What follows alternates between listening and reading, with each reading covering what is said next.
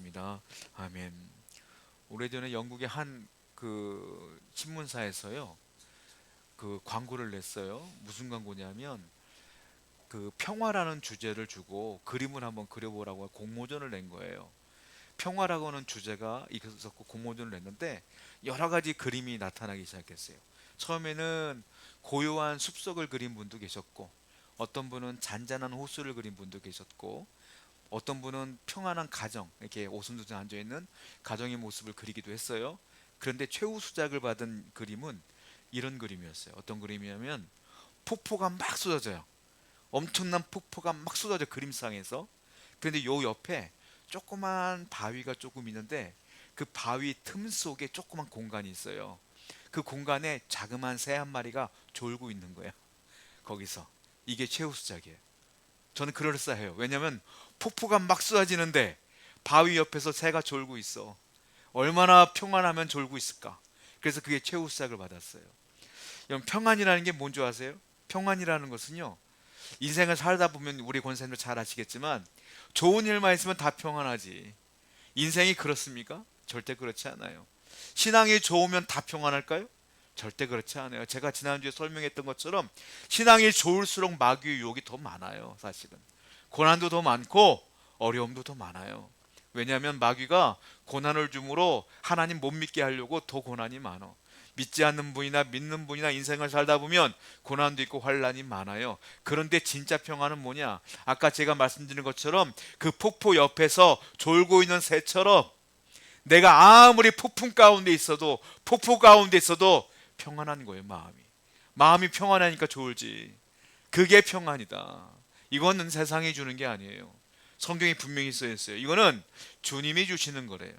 세상이 주는 평안은 환경이 좋아야 편안해. 근데 하나님이 주시는 평안은 환경이 안 좋아도 평안해.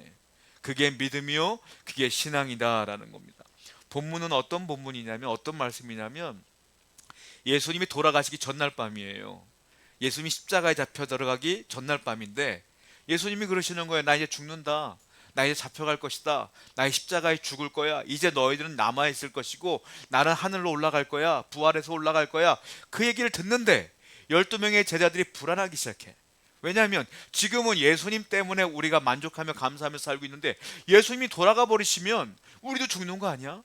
우리도 로마 군인들에게 붙잡혀서 같이 죽는 거 아니야? 라는 불안감이 엄습해 오는 거예요. 예수님이 죽는다고 하니까 자기들도 불안해. 그럴 수 있죠. 그랬더니 주님께서 하신 말씀이에요. 성경 볼게요. 요한복음 14장 27절이에요. 한번 읽어봐요. 시작. 평안을 너에게,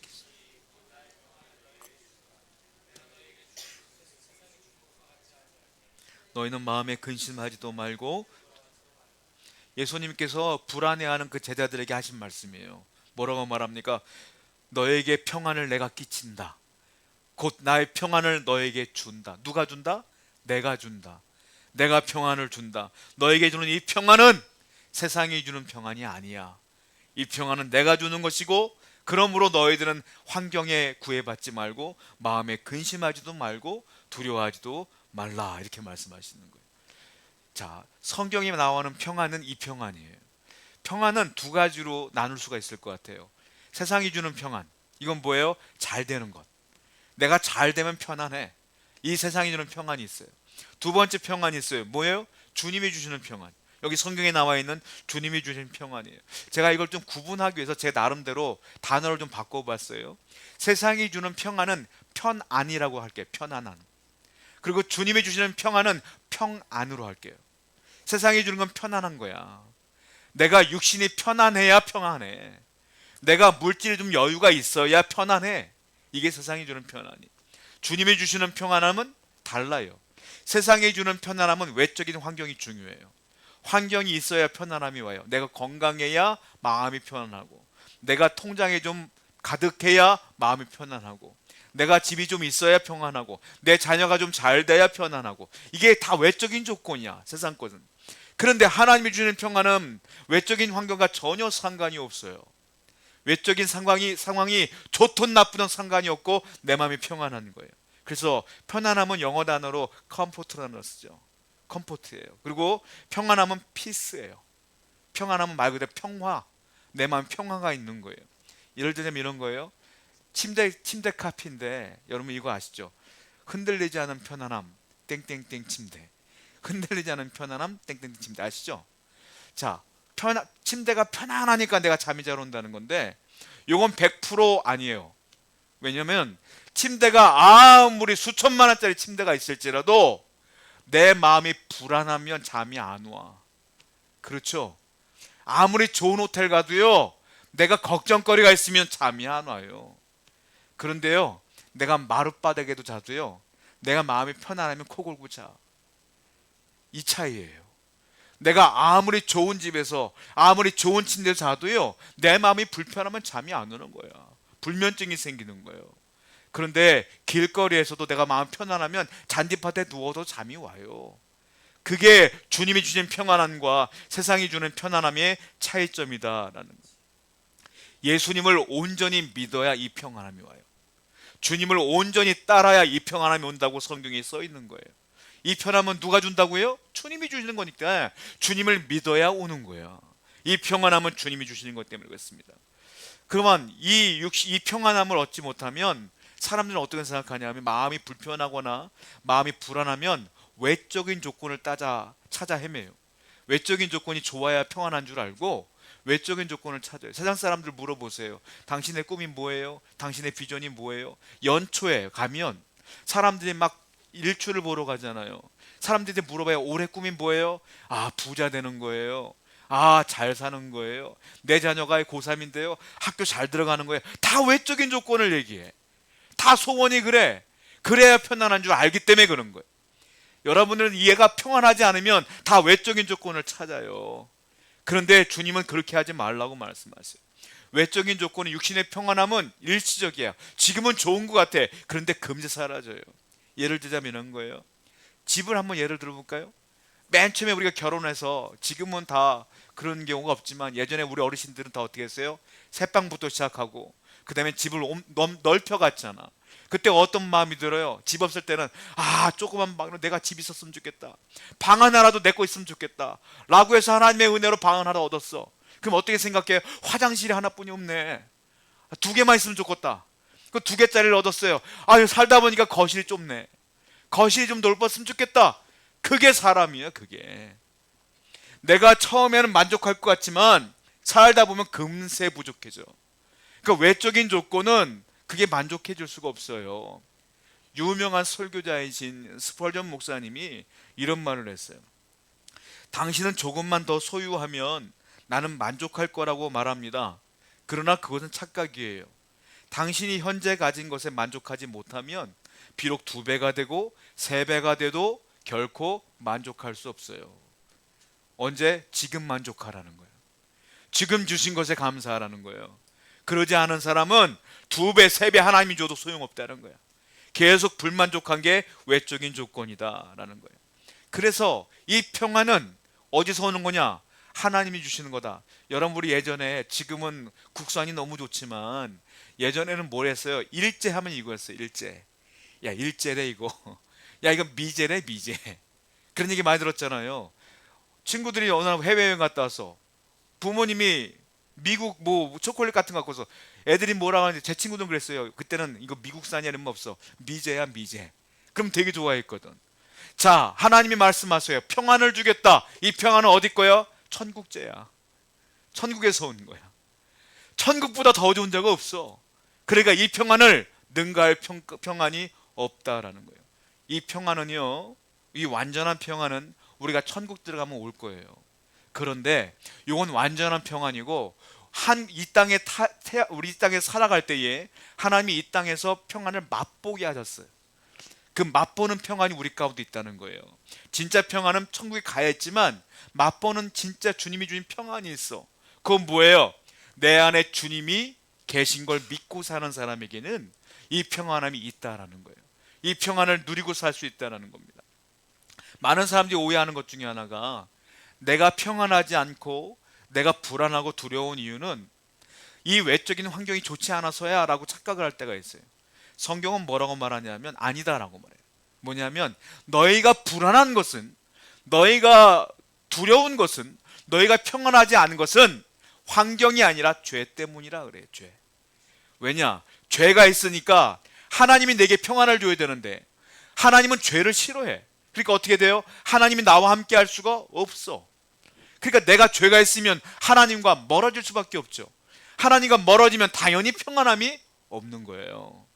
그러니까 죄가 있는 자에게는 평안함이 없다. 그래서 하나님이 이 평안함을 우리에게 주시기 위해서 화목제물로 주셨어. 화목제물이 뭡니까? 하나님과 나 사이에 죄가 있으니까 불편해. 가까이 할 수가 없어.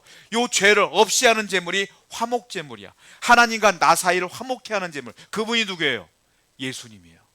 그래서 하나님이 이 땅에 예수님을 보내셨고 십자가에 우리 죄를 다 짊어지고 돌아가시겠어. 그러니까 우리 죄는 주님이 다 짊어지신 거야. 그러니까 우리는 이제 죄가 없어. 그러니까 하나님께 나아갈 수가 있어. 주님이 그래서 화목제물이에요. 성경 볼게요. 로마서 3장 25절입니다. 한번 읽어볼게요. 시작.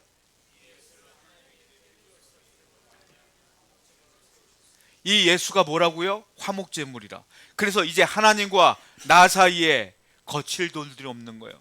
죄가 없으니까 이제 어떻게 해요? 하나님께 나아갈 수가 있고 이제 하나님이 주시는 평안함이 우리 안에 들어온다 이 말이에요. 그래서 이 땅을 살아가는 우리가 예수 그리스도를 믿으면 그 평안함이 이 안에 있다. 그러니까 환경과 구애받지 말고 여러분들 평안하셔야 돼요. 어렵습니까? 힘들 수 있죠. 기도하시잖아요. 하나님의 평안함을 줘요. 제가 증인이야. 여러분들도 다 증인이야. 어떻게 돼요? 문제가 있어서 기도하잖아요. 근데 문제는 해결이 안 됐어. 근데 기도하다 보면 마음에 어떻게 돼요?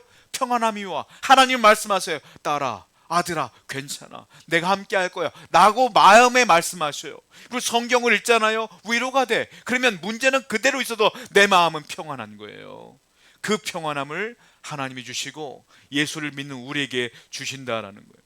그래서 구원받은 성도들에게 사도 바울은 이렇게 권고하죠. 로마서 5장 1절 말씀입니다. 시작. 그러므로 우리가 의롭다 하심을 받았으니 우리가 믿음으로 의롭다 구원받았다는 거예요. 믿음으로 구원받았다. 그리고 예수 그리스도로 말미암아 하나님과 뭐하라? 화평을 누리자. 이제 예수를 믿었으니까 하나님과 나 사이에 죄가 없어졌어. 그러니까 어떻게 하라? 화평을 누리자. 이게 아까 제가 말씀드린 거예요. 주님이 화목제물이 됐으니까 이제 화평을 누려라. 화평이 뭡니까? 거꾸로 말하면 평화. 이게 평안이에요. 그러니까 우리는 이제 뭘 누리라? 평안함을 누려라. 여러분 가운데 평안함이 있어야 돼요. 주님을 믿는 그 믿음으로 평안을 누려야 된다라는 거예요. 또 성경을 볼까요? 예수님께서 환난을 당해도 계속 평안함을 누리래. 요한복음 16장 33절입니다. 시작. 이것을 너에게 이르는 것은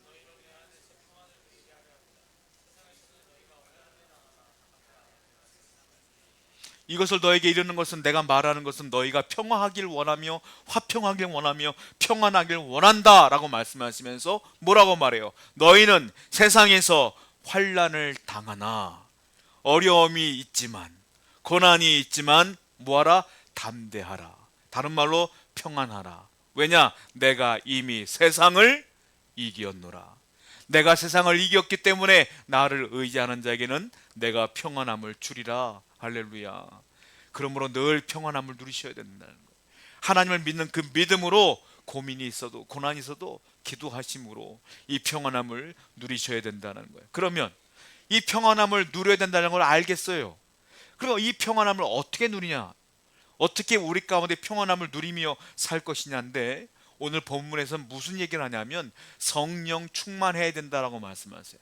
성령이 누구실까요? 성령이 누굴까요? 기독교는 삼위일체를 믿죠. 성부, 성자, 성령.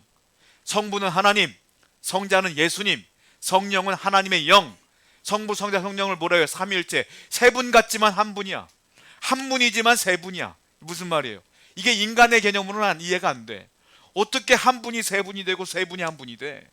근데 하나님은 신이기에 가능해. 영이기에 가능해.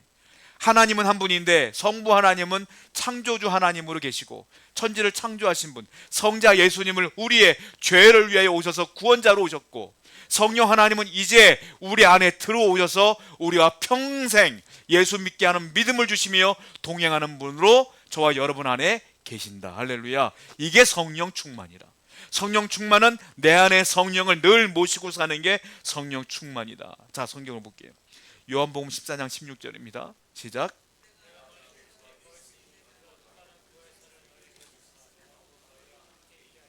내가 아버지께 구하겠으니, 주님이 말씀하시는 거예요. 그가 또 다른 보혜사, 그는 하나님을 말해, 성부 하나님. 내가는 성자 예수님을 말해. 예수님이 성부 하나님께 기도한대요. 그랬더니 그 하나님께서 뭘 준다? 또 다른 보혜사를 너희에게로 주신다. 이 보혜사가 누구냐? 성령인데, 성령 그 헬라어 원문을 한글 한자로 번역한 게 보혜사예요. 보혜사. 자, 보혜사는 뭡니까? 보호해 주신다. 은혜를 주신다. 사는 스승자자야. 지금 스승들을 우리가 예전처럼 보지 않지만 옛날에는 어떻게 돼요? 제자를 놓고 스승이 가르치면서 보호 아니면 먹이며 입히며 그 내 제자로 삼는 경우가 많잖아요. 그런 스승을 얘기하는 거야. 그 무슨 뜻이에요? 보혜사는 그 스승 되신 주님께서 나를 보호하시며 은혜를 주시며 갈 길을 안내하시며 인도하시는 분이 보혜사 성령이다라는 거예요. 이 성령은 헬라어로 파라클레토스라는 단어를 써요. 이게 정확한 뜻이 뭐냐면 내 곁에서 도와주시는 분, 이게 성령이에요. 그래서 성령님을 다른 말로 뭐라고 말하냐? 상담자, 위로자, 이렇게들 표현해요. 영어 단어로는. 그러니까 그분은 여러분들을 떠나지 않아. 성령은 어디 계신다고요? 내 안에 계시는 거예요. 여러분들이 예수를 믿은 것은 여러분들이 믿을 수가 없어요. 왜? 우린 죄인이니까 예수님을 믿을 수가 없어. 그러니까 내 안에 계신 성령이 믿어지게 하신 거예요. 그러니까 그분이 내 안에 계시는 거야. 예수님을 믿으면 성령님이 여러분 안에 100% 계시는 거예요. 그걸 분명히 믿으셔야 된다는 거예요. 그 보혜사 성령께서 계시는데 여기 뭐라고 했어요? 그가 또 다른 보혜사를 주신다. 또 다른 보혜사. 또 다른, 영어로는 another. 또 다른 보혜사는 뭐냐면 똑같은 게 하나 또 있는 거예요. 제가 물컵이 있잖아요. 물컵이 이거 스타벅스 건데 스타벅스에서 똑같은 거 있겠죠. 그 똑같은 거 하나 또 있는 거예요, 여기. 그러니까 이거 말고 또 다른 것, 이게 another야. 그러니까 보혜사가 원래 있었는데 주님이 승천하시고 돌아가시고 올라가시면 또 다른 보혜사가 온다는 거야. 그러니까 원래 보혜사는 누구예요? 예수님이 원래 보혜사야. 근데 예수님과 똑같은 역할을 하는 분이 누구냐? 성령님이 오신다는 거예요. 성령님이 똑같은 보혜사로 우리에게 오셔서 예수님이 12제자를 보호해 주시며 은혜를 주시며 인도하신 것처럼 성령께서 우리를 여전히 보호하시고 인도하신다. 그러니까 예수님 뭐라 그랬어요? 너희들은 평안하라 그랬잖아요. 그러니까 성령이 내 안에 계시니까 뭐하라? 너희들도 평안하라. 성령님이 계시니까 평안하라. 나와 똑같은 역할을 감당하니까 평안하라.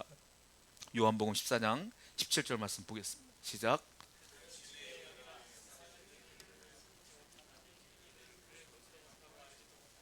그러나 너희는 그를 아나니 그는 진리의 영이라. 누구를 말하는 거예요? 성령님을 말하는 거예요.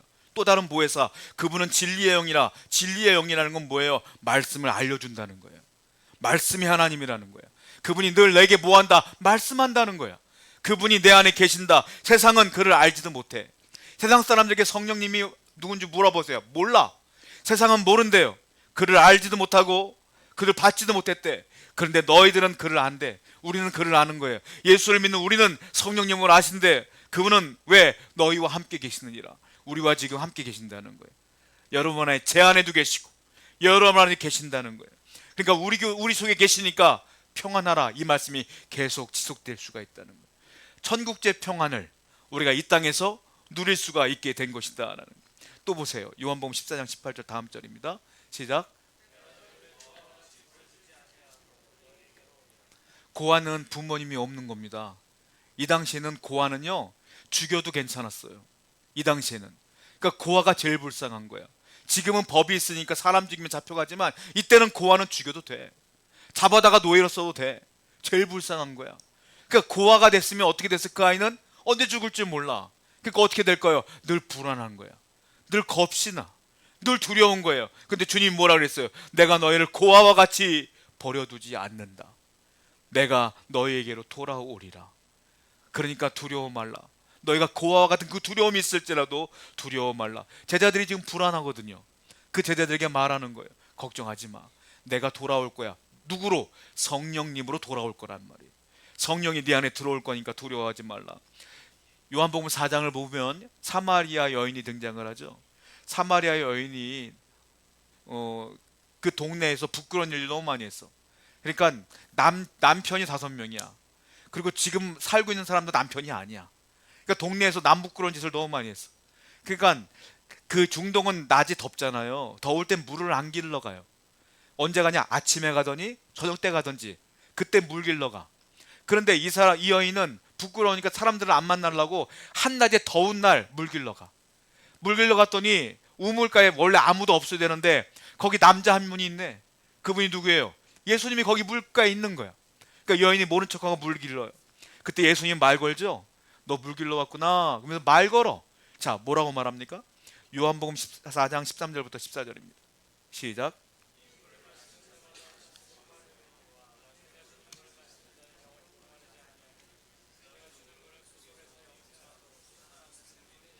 예수님이 전도하기 시작해요. 너가 지금 물 길러 와서 물 먹지? 지금은 좋을지 몰라도 또 목마를 거야. 물은 원래 그래. 그런데 내가 주는 물을 먹으면 영원히 목마르지 않아. 이건 무슨 말이냐면 내가 너에게 복음을 주고 네가 나를 믿으면 네 안에 늘 평안함이 넘칠 거야. 이 말이거든요. 이걸 깨닫어요. 그 예수님이 메시아인 걸 알고 이 여인 마음 가운데 평안함이 몰려왔어요. 그동안 남부끄러워서 사람들 안 만났던 이 여인이요, 물통을 던져버리고 동네로 뛰어가. 동네로 뛰어가서 어떻게 해요? 전도하기 시작해요. 내가 메시아 만났어 하고 전도해. 삶이 완전히 바뀌어. 주님 만나고 완전히 평안함으로 바뀌는 걸 보게 돼요. 그 안에서 영생수가 흘러나와 평안함이 흘러나와요. 놀라운 일이 벌어지기 시작하는 거예요. 유의사항이 있어요. 뭐니까 여러분, 성령이 우리 안에 거하시면 제가 말씀드린 건데 평안함이 있다고 말씀드렸잖아요.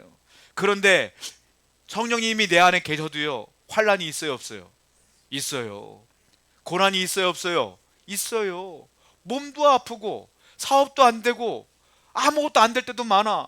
정말로 자포자기하는 심정으로 무너질 때가 너무도 많아. 그때 우리가 흔들려요. 어떻게 흔들리는지 아세요? 아, 주님이 나를 떠났나? 주님 믿어도 소용없나? 라는 이렇게 믿음이 흔들릴 때가 많다는 거예요. 그러나 여러분, 유의사항이 있어.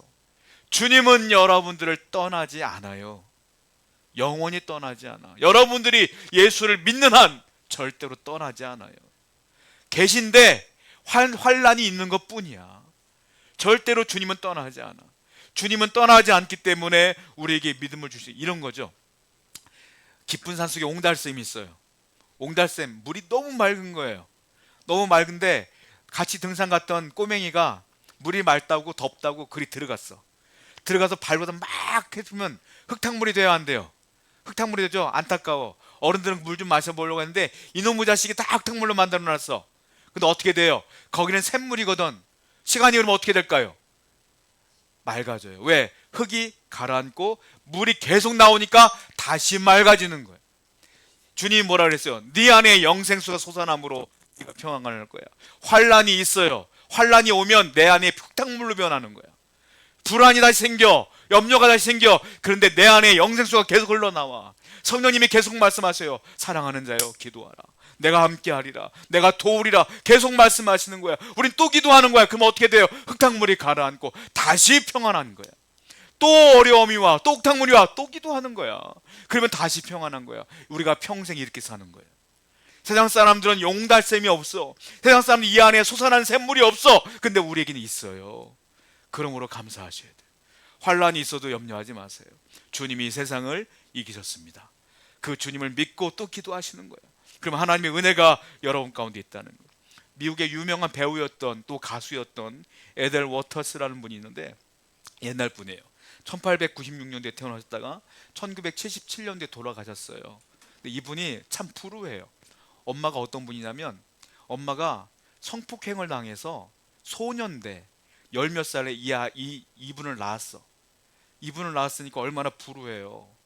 그리고 이분도요 13살 때 결혼을 해요. 13살 때. 그리고 13살 때 결혼한 남편한테 학대를 당해요. 그리고 정말로 간신히 이혼을 해요. 학대를 당하다가.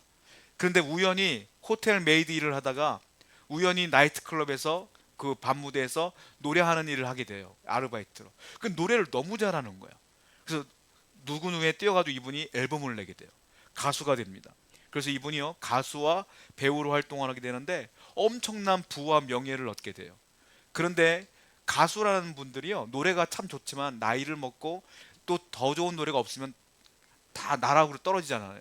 그러니까 이분이 나중에 나락으로 떨어져 버려 갖고 나중에 빚을 지게 되고 인기도 없어지게 되고 이런 상황이 된 거예요.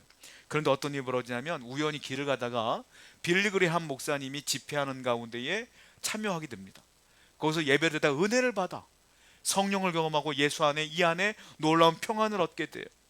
그리고 이분이 어떤 일을 벌이냐면은 빌리그레함 목사님과 같이 다니면서 찬양을 하는 사역을 감당하게 됩니다. 그리고 사람들에게 더 인정을 받게 되는 거예요. 그래서 나중에는 그 기독교 음악계의 거장이 되고 나중에 상까지 받는 그런 은혜를 누리게 돼요. 이분을 아는 옛날 사람들이 물어봐요. 옛날에 이분이 그 히트곡이 있었거든요. 폭풍의 날씨라는 히트곡이 있었는데 그거 한번 불러주세요 라고 말해요. 그때마다 이분은 거절합니다. 이렇게 거절해요. 저는 더 이상 그 노래를 부르지 않습니다. 불우했던 시절을 노래한 것이었는데 이제 내 마음에 예수님의 평안이 충만하기에 그 폭풍은 저에게 사라졌어요. 저는 더 이상 그 노래를 부르지 않습니다. 이렇게 늘 고백했다는 거예요. 예수 믿고 진정한 평안을 누리게 된 거죠. 여러분, 상황이 흔들리고 어려울 수 있어요. 그러나 예수 믿는 우리들은 상황이 그러할지라도 주님 바라보고 이 평안을 누리셔야 될 줄로 믿습니다. 사람들은 많이 오해해요. 세상에서 성공하면 평안할 줄 알아. 절대 그렇지 않아요. 하나님께 영광을 돌리며 하나님의 은혜 가운데 거해야 된다는 거예요.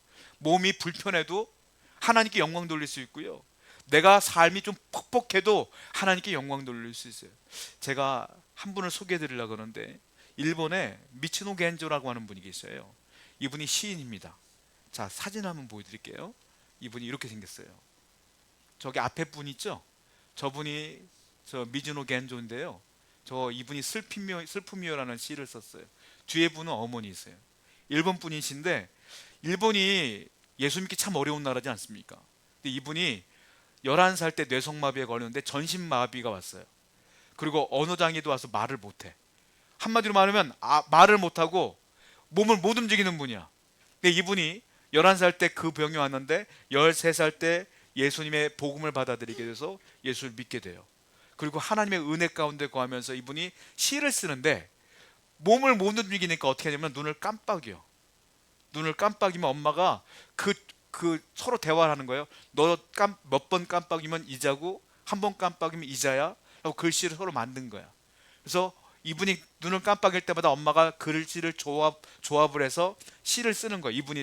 이분이 마음 가운데 있는 말을 하는 거죠. 그 시가 저거야. 슬픔이요라는 시예요. 한번 제가 한번 읽어볼게요. 슬픔이요, 슬픔이요, 정말 고맙구나. 네가 오지 않았다면, 강해지지 않았다면 나는 지금 어떻게 됐을까? 슬픔이요, 슬픔이요, 네가 나를 이 세상에 둘도 없는 커다란 기쁨과 변하지 않는 평안이 있는 예수 그리스도의 곁으로 데려다 주었기 때문이야. 신앙 고백을 하는 거예요. 이분이 별명이 있는데 눈깜빡이 시인이에요. 늘 눈을 깜빡이거든. 그래서 그걸 글 쓰는 거예요. 이분을 보고 빙점이라는 소설로 유명한 크리스찬 문인이었던 미우라 아야코가 이분을 얘기하면서 울어요. 이분은 위대한 하나님의 사람이다 라고 하면서 울어요. 대단한 하나님의 은혜 가운데 거하는 거예요. 자, 제가 질문 하나 해볼까요? 저분보다 힘든 분 계세요? 저분보다 괴로운 분 계세요? 몸은 움직일 수 있잖아요. 말할 수 있잖아. 저분 얼굴 보셨죠? 얼마나 얼굴이 해맑어. 불안함이 하나도 없어 보여. 왜? 주님의 주신 평안함으로 왔기 때문에. 아무리 슬퍼도 슬픔이 나 예수 믿게 했으니 감사하다고 오히려 감사의 시를 쓴 거 아니겠어요? 평안함은 환경이 아니에요. 어려워도 힘들어도 주님 붙들고 사는 분들에게는 내 안에 성령께서 평안함을 주실 겁니다. 이번 주도 다음 주도 평생 하나님의 은혜 가운데 거하는 여러분 되기를 축원드립니다. 기도합니다.